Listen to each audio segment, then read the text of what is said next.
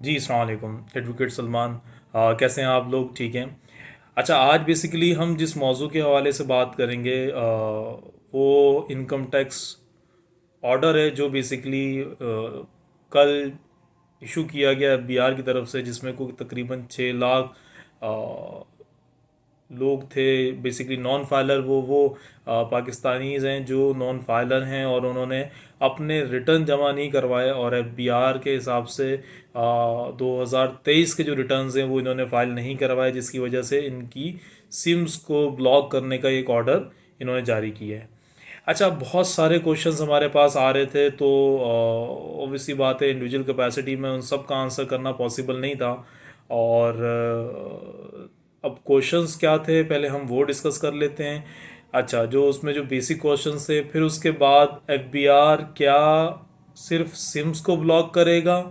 और फर्दर क्या एफबीआर का एक्शन होगा इसके ऊपर। प्लस ये कि अगर हम नॉन फाइलर हैं और अगर हम इस सिम ब्लॉकिंग वाले सिनेरियो से बचना चाहते हैं, तो उसके लिए क्या हमारे पास रेमेडीज़ अवेलेबल हैं राइट नाउ। तो इन सब चीज़ों को हम आगे डिस्कस करेंगे। देखें, सबसे पहली चीज़ हम बात ये करेंगे कि एफबीआर ने जो सिम्स ब्लॉक किए हैं, इसकी वर्किंग कोई वो 6 महीने 8 महीने से कर रहा था, और डिफरेंट प्रीवियसली इस चीज़ को मॉनिटर किया है कि एफबीआर ने बहुत दफ़ा टैक्स पेयर्स को या इंडिविजुअल्स को जो लायबल हैं टैक्स फाइलिंग के, और वो अपना टैक्स फाइल नहीं करते क्योंकि इनकी इनकम इस कैटेगरी में फॉल करती है। तो एफबीआर कोई 6-8 महीनों से इस पर वर्किंग कर रहा है, और 3-4 दफ़ा पहले भी इसका इंटीमेशन दे चुका था टैक्स पेयर्स को, बट वो किसी न किसी वजह से वो चीज़ रुक गई, और फिर एफबीआर ने सिम ब्लॉक की तरफ नहीं किया था। बट राइट नाउ अब ये जो ऑर्डर आया है, इसमें कैटेगोरिकली जो लोग यहाँ डेटा अवेलेबल है 6 लाख लोगों का, उनकी सिम्स को ब्लॉक किया जाएगा। ऑब्वियसली बात है, तो फिर फर्दर इसका क्या एक्शन होगा। देखिए, फर्दर एफबीआर सिर्फ ऐसा नहीं है कि सिम को ब्लॉक करने के ऊपर इन्हिसार करेगा और फर्दर कोई एक्शन नहीं लेगा। जहाँ तक ये रेगुलेटरी का मामलात हैं, एफबीआर का जो नेक्स्ट स्टेप होगा वो बेसिकली जो एसेट्स हैं, जो आपके बैंक अकाउंट्स हैं, उनको सीज़ किया जाएगा अगर आप इस नोटिस के बाद भी अपने रिटर्न्स को फाइल नहीं करेंगे और लायबल है टैक्स पेमेंट करने के, और अगर आप पेमेंट नहीं करते, ऑब्वियसली बात है आपके अकाउंट बैंक सीज करेंगे, या जो भी लेट से लीगली ऑप्शंस अवेलेबल हैं वो उसको यूटिलाइज किया जाएगा।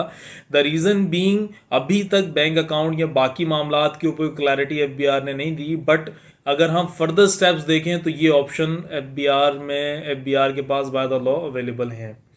अब इसकी रेमेडी बेसिकली क्या है कि जो भी टैक्स अपने रिटर्न फाइल जिन्होंने नहीं किया, वो सबसे पहले अपने टैक्स रिटर्न फाइल करें या करवाएं, और जो एक एएलटी का चालान होता है basically active tax payer list का, उसको वो सबमिट करें। अच्छा, इसमें अब एक चीज़ और मैं बहुत वाजे कर देना चाहता हूँ कि होता ये है कि हमारे यहाँ जो टैक्स फाइलिंग होती है वो बहुत ज़्यादा इनअप्रोप्रिएट वे से होती है कि यार बस नील का रिटर्न फाइल कर दें, या अगर लेट्स से कि आपके नाम पे 10 एसेट्स हैं तो 2 डिक्लेयर कर दिया आपने, एक डिक्लेयर नहीं किया। अगर आप फॉर एग्जांपल बहुत ज़्यादा अर्जेंसी के अंदर टैक्स को रिटर्न को फाइल करने जाएंगे अभी, और किसी भी लॉयर से आप कहते हैं कि यार बस मुझे रिटर्न फाइल कर दो। अब रीज़न बीइंग कि अब वो कंसल्टेंट जिससे आप फाइल करवा रहे हैं वो किस तरह का कंसल्टेंट है, उसके उससे पहले आप खुद क्या डेटा डिक्लेयर कर रहे हैं वो बड़ा इंपॉर्टेंट है। लेट्स से कि आपने एक नील का रिटर्न फाइल करवा दिया, या एसेट्स आपके नाम पे थे, आपने उसको डिक्लेयर नहीं किया और आपने रिटर्न फाइल कर दिया, चालान की पेमेंट कर दी। अब क्या होगा, अब आप एक और बड़ी मुसीबत में फंस जाएंगे। वो ये कि कल को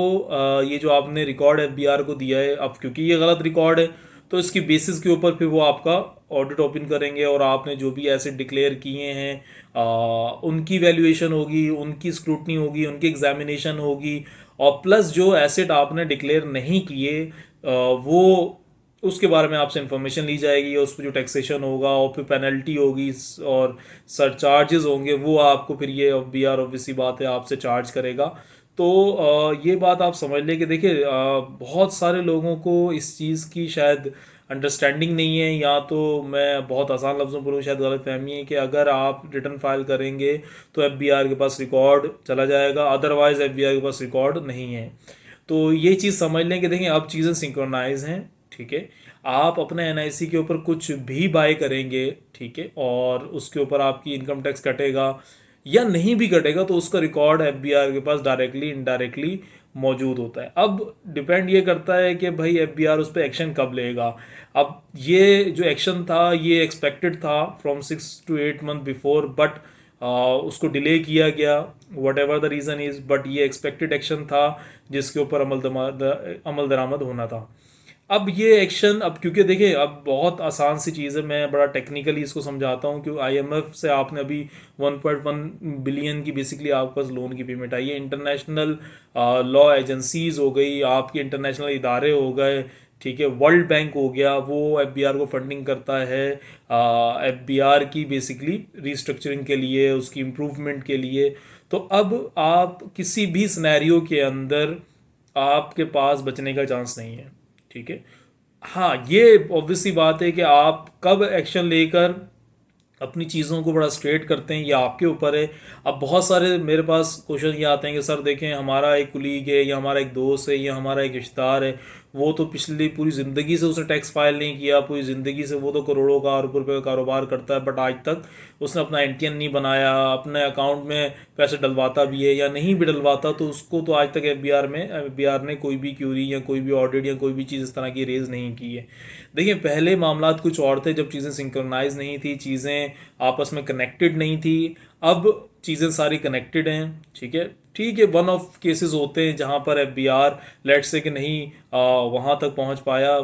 with any reason, but ultimately और फाइनली एफबीआर ने ऑब्वियसली बात है वहाँ तक पहुँचना है, और जो भी टैक्स आपके ऊपर लायबिलिटी बनती है वो आपने देनी है। तो अब बहुत सारे इसके अंदर मेरे ऐसे दोस्त भी हैं जो सैलरीड क्लास है, जिनका ताल्लुक है और उनका टैक्स ऑलरेडी डिडक्ट हो चुका है। फॉर एग्जांपल, अगर किसकी सैलरी 6 लाख से ज़्यादा है राइट नाउ, तो आज की हम बात कर रहे हैं बेसिकली 1 मई 2024 की हम बात कर रहे हैं, तो अगर उसकी सैलरी लेट्स से कि 6 लाख ज़्यादा है और टैक्स ऑलरेडी उसका डिडक्ट हो चुका है, I don't know why those people are not filing their returns instead the factor कि ऑलरेडी उनका टैक्स डिडक्ट हो चुका है, मजीद उनको कुछ नहीं देना, बस अपना रिटर्न फाइल करवाना है या करना है। अगर आपके पास इसकी नॉलेज है, आप प्लीज़ उसको करें, पहली फुर्सत में करें, और अगर आपके पास उसकी नॉलेज नहीं है तो प्लीज़ आप एक ऐसे अथेंटिक और रिलायबल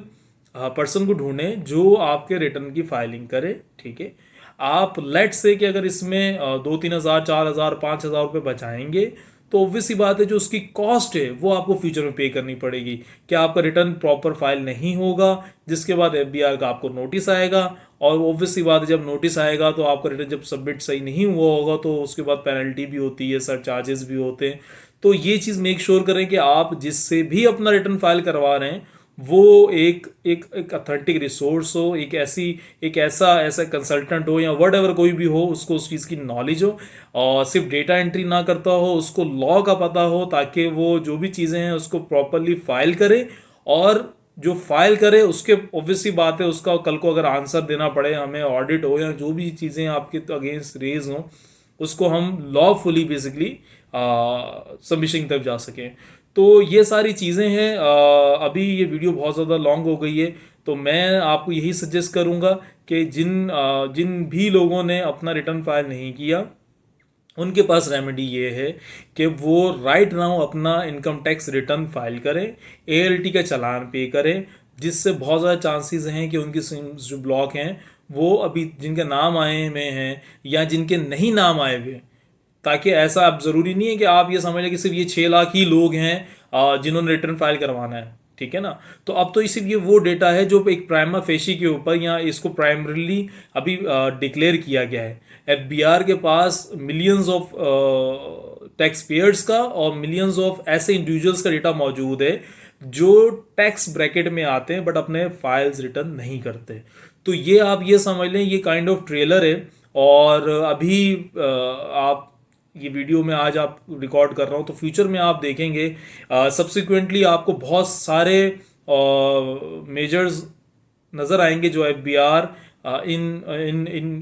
नॉन टैक्स पेयर या नॉन फाइलर के खिलाफ ये लेगा। द रीज़न बीइंग ये इकॉनमी हमें बेसिकली डॉक्यूमेंटेड करनी है, तो इससे पहले जितनी भी गवर्नमेंट्स आई उन्होंने भी बहुत सारे स्टेप्स लिए, बट अभी तक कोई चीज़ वर्कआउट नहीं हुई। लेकिन ऑब्वियसली बात है, जब ये सिम्स ब्लॉक होंगी, फिर उसके बाद अगर अकाउंट ब्लॉक या बाकी जो लीगल वेज अवेलेबल है बीआर के पास, अगर वो उसको यूटिलाइज करेगी, और जाहिर सी बात है फिर इंडिविजुअल को एट एनी कॉस्ट फाइलर होना पड़ेगा। ठीक है।